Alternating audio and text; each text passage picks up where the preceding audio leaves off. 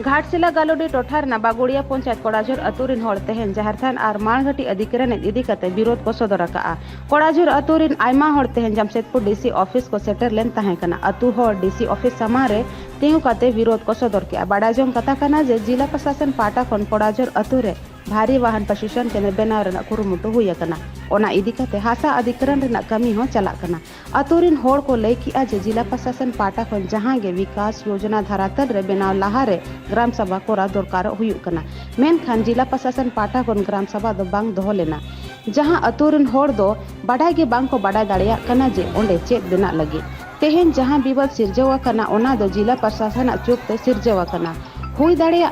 हुनंग जुदी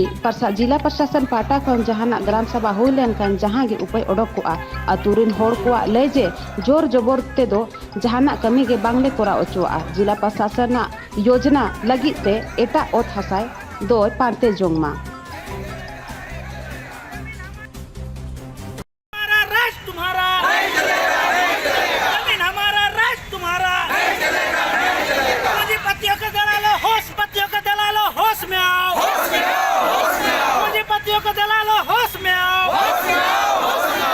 प्रशासन की मनमानी नहीं चलेगी,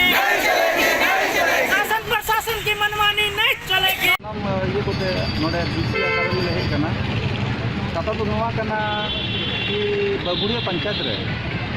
गुड़ाझुर अतु अतन की अतु मेना ओंडे तो सबोर जनजाति रेन होड़ को बिना कुआ आदो दे टाटा पास्टा कोन ओना हेवी वेहिकल ट्रेनिंग सेंटर रे बना लगी तो ओना